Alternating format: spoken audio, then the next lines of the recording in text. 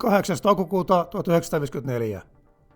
Pohjois-Suomessa Sallan taivaalla käytiin tiettävästi viimeinen Suomen ilmatilassa käyty ilmataistelu, kun hävittäjät jahtasivat 6-moottorista tiedustelukonetta. Suomelle tilanne oli erittäin kiusallinen, sillä ilmataistelun osapuolet olivat Yhdysvallat ja Neuvostoliitto. Suomella ei silloin ollut kykyä estää, eikä oikeastaan edes havaita korkealla tapahtuvia ylilentoja. Tapaus vaiettiin hyvin aktiivisesti kuoliaaksi. Videon yhteistyökumppanina toimii Harrastepaja. Harrastepaja on koottaviin pienoismalleihin ja niiden tarvikkeisiin erikoistunut nettikauppa.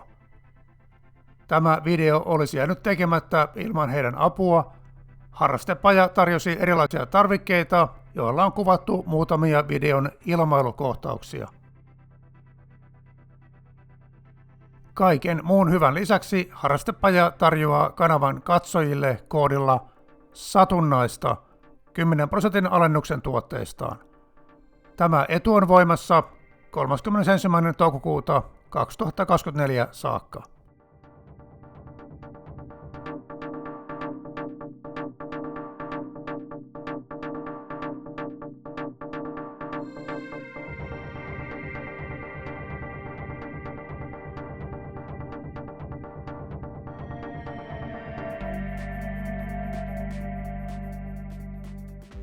Kylmän sodan alkuvuosina supervaltojen välinen tiedustelu oli vielä hyvin analogista puuhaa. Jos haluttiin tietää, mitä vastapuoli tukikohdassaan puuhaili, uteliaisuus piti tyydyttää joko perinteisellä vakoilulla tai tiedustelulla. Neuvostoliitto oli suuri maa ja USA oli edellä ilmailutekniikassa, niin he lensivät melko röyhkeästi tiedustelulentoja Neuvostoliiton ilmatilassakin. Kylmän sodan alussa USA panosti isosti raskaisiin, pitkän kantaman ydinasekuormalla varustettuihin pommikoneisiin. Strategiset 6-moottoriset B-47 Stratojet-pommikoneet lensivät liian korkealla ilmatorjuntatykeille ja raskaat ilmatorjuntaohjukset yleistyvät vasta 1950-luvun lopussa. Ainoan todellisen uhan muodostuvat torjuntahävittäjät. B-47 lensi alle äänennopeuden, mutta pystyi ylläpitämään tuntikausia tasaista yli 800 kilometrin tuntinopeutta korkealla yläilmoissa. Neuvostoliiton päähävittäjän MiG-15 huippunopeus oli suurempi, mutta toiminta-aika korkealla oli lyhyt. Torjuntalento piti ajoittaa Stratojetin lentoreitille. Pommikoneesta rakennettiin myös RP-47E-tiedusteluversio. Nokkaa vähän venytettiin kameralaitteistoa varten, polttoainekapasiteetti oli suurempi ja siinä oli kaikenlaista muutakin tehtävänmukaista teknologiaa. Molemmissa versioissa aseistuksena oli taaksepäin suunnattu etäohjattava 2x20 mm tykkitorni. Valokuvaus- ja signaalitiedustelukoneiden käyttö oli nykymittapuulla aivan käsittämättömän laajaa toimintaa. Pelkkiä RP-47E-tiedusteluversioita rakennettiin 240 kappaletta.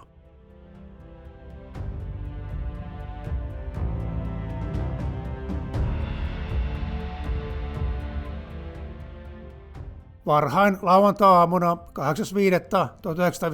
8.5.1954 3 RP-47E-konetta nousi tiedustelulennolle RAF:n Fairfordin tukikohdasta.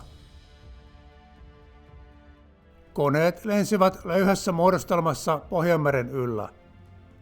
Ensimmäinen etappi oli suorittaa ilmatankkaus Norjan rannikolla, jonka jälkeen suuntasivat Jäämeren suuntaan. Noin 100 kilometriä Murmanskista pohjoiseen 2 konetta kääntyi paluumatkalle, mutta Harold Hal Austinin ohjaama RB-47E otti suuntiman etelään.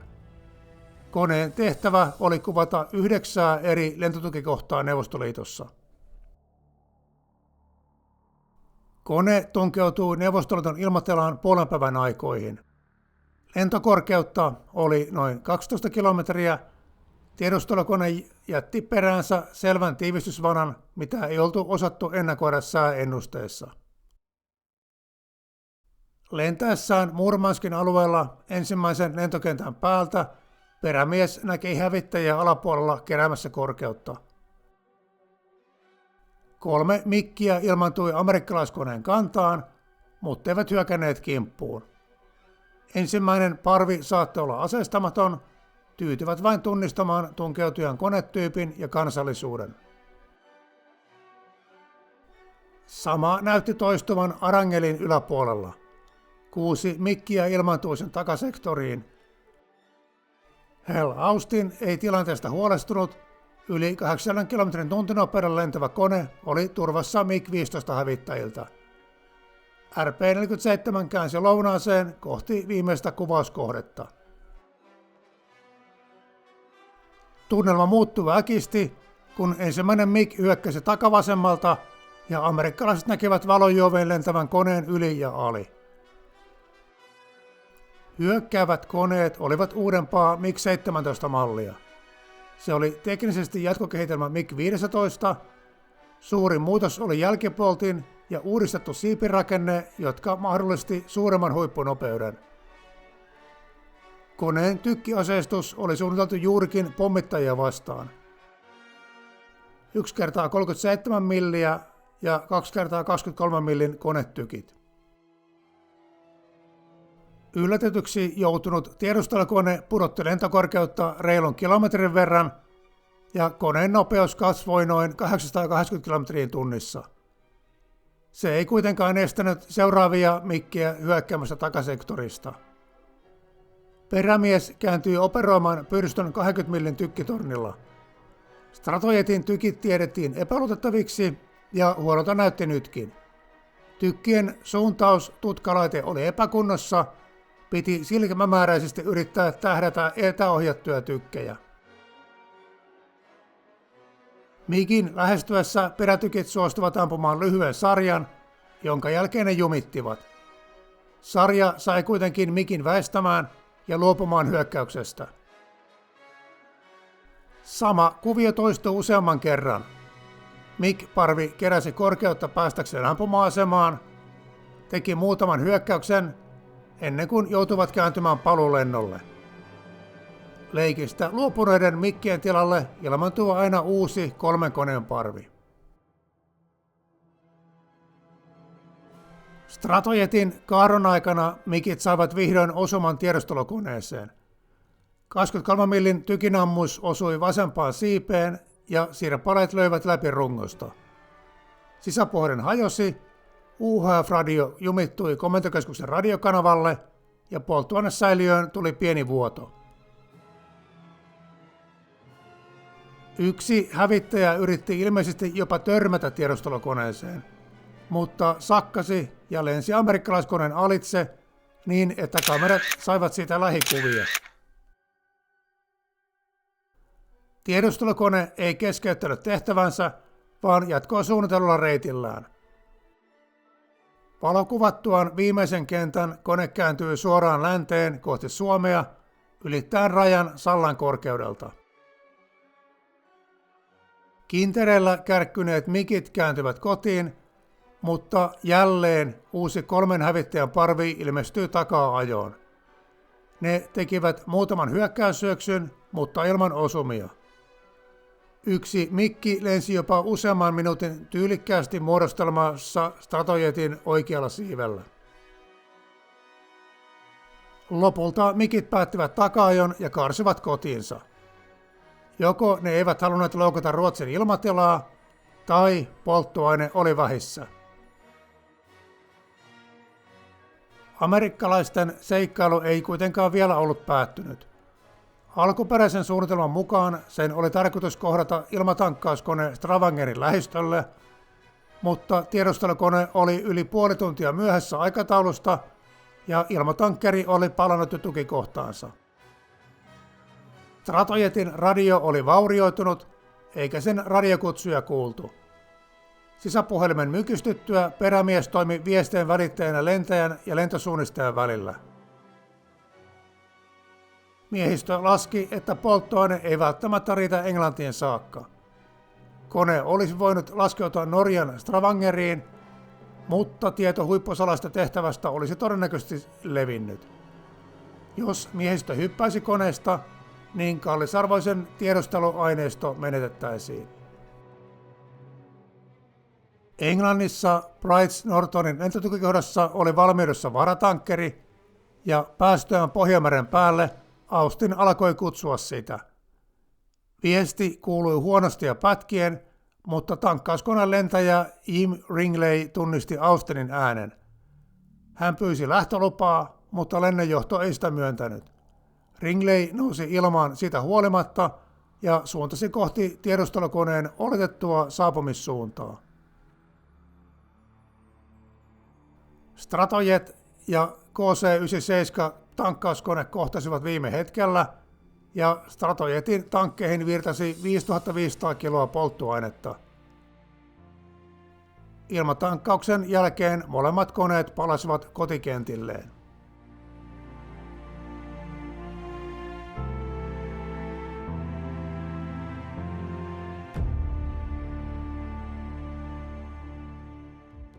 Ennen ilmataisteluohjuksia korkealla ja kovaa lentävä Stratojet oli vaikea maali torjuntahävittäjille.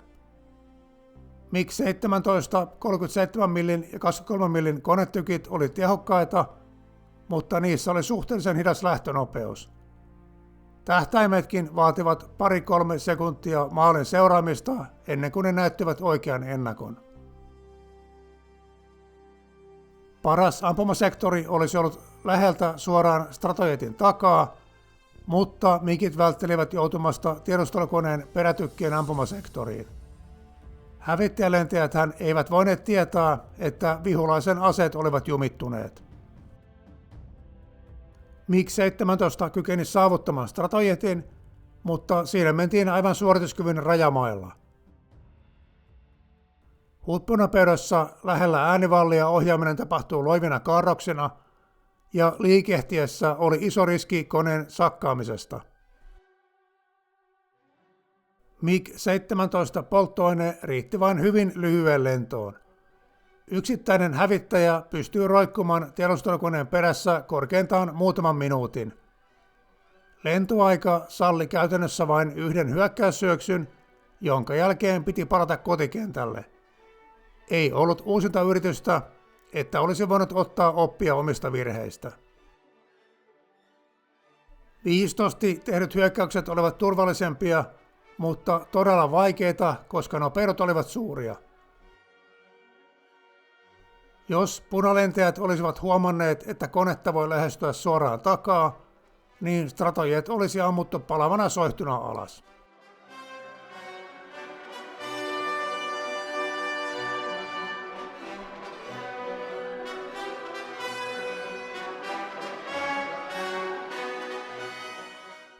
Kirkkaassa säässä tapahtunut ilmataistelu näkyi ja kuului kauas.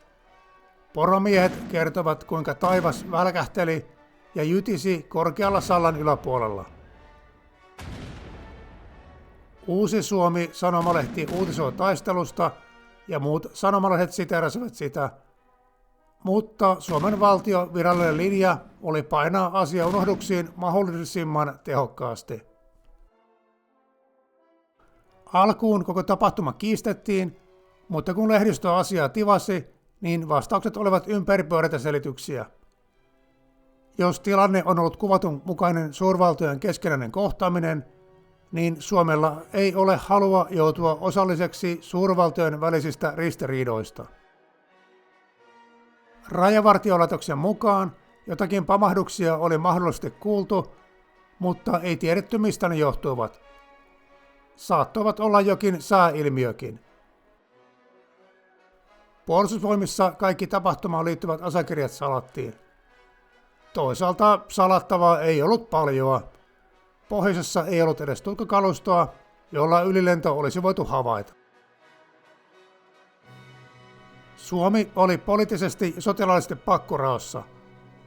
Yhdysvaltojen tai Neuvostoliiton kanssa ei haluttu riidellä, etenkään yhtä aikaa. Ilmatilaloukkaukset täytyy vain hiljaisesti sietää, jos ei ollut edes teoreettista kykyä kiistää ilmatilan luvatonta käyttöä. Alkuvuonna oli neuvostoliittolainen MiG-15-hävittäjä pudonnut metsikköön Imatran lähelle. Siitäkin oltiin julkisuudessa hiljaa ja järjestettiin Neuvostoliitolle pikatahtia lupa noutaa koneensa pois maastosta. Kysehän ei ollut pelkistä suurvalloista. 5 vuotta aikaisemmin jopa ruotsalaiset lensivät tiedustelulentoja Suomeen ja Suomen yli Neuvostoliittoon.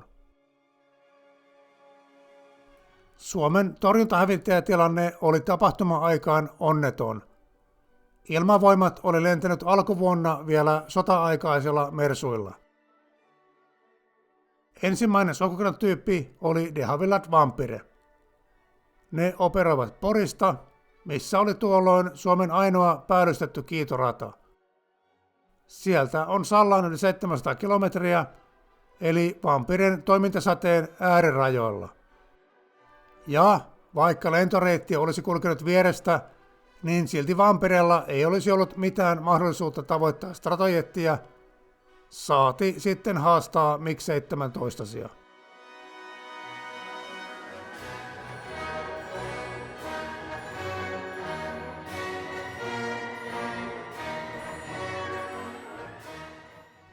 Tiedustelukoneen miehistö sai kotikentällään sankarin vastaanoton, mutta tiukat salausmääräykset estivät tapauksen juhlistamisen. Kaikki lentoon liittyvät paperit salattiin. Tapaus on tullut isommin julkisuuteen vasta 2000-luvun aikana. Tiedustelukuvia kehuttiin onnistuneeksi ja erityisesti tappituntumalta stratojetin alta lentäneen MiG-17 lähikuvien kerrottiin olleen tiedusteluväelle oikea aarre. Luvatta lentoon lähteneen KC-97 tankkerikoneen lentäjä asetettiin syytteeseen, mutta Pentagonin isot pojat puuttuvat peliin ja syytteet pyyhittiin aikakirjoista. Sinällään tiedustelulento oli ehkä huonosti laskelmoitu riski. Lentäjä oli ohjeistettu, että MiG-15 ei ole vaaraksi, mutta heille oli unohdettu mainita, että lennon yksi tarkoitus oli selvittää, joko uudempia MiG-17 hävittäjiä on palveluskäytössä. Varsinkin kylmän sodan alkupuolella vastapuolen vakoilu ja tiedustelu oli yllättävän aggressiivista toimintaa. Amerikkalaiset lensivät satoja tiedustelulentoja Neuvostoliittoon. Yli 40 konetta ammuttiin alas ja ainakin 200 miestä menetti henkensä salaisissa tehtävissä. Kuuluisin tiedustelulento oli, kun U-2 vakoilukone ammuttiin alas syvällä Neuvostoliiton ilmatilassa vuonna 1960. Sen jälkeen ylilennot vaihtuvat satelliitteihin. Signaalitiedustelukoneet lensivät edelleenkin, mutta pysyttelivät Neuvostoliiton ja myöhemmin Venäjän rajojen ulkopuolella. Tämäkin tapaus oli yksi muistutus poliitikoille, että Suomen olisi hyvä laittaa ilmapuolustus kuntoon ihan itse, muuten joku muu tulee valvomaan Suomen ilmatilaa. Neuvostoliiton kanssa solmittu YYA-sopimus edellytti, että Suomi ei salli aluettaan käytettävän Neuvostoliiton vastaisiin operaatioihin. 1950-luvun lopulla ostettiin lisää soikokoneita ja ilmatorjunnille hankittiin eritasoisia tutkalaitteita. Tilanne parani kohtuulliselle tasolle 1960-luvun puolivälissä, kun Neuvostoliitto järjesti Suomen ostaman laivueellisen MiG-21 torjuntahävittäjiä.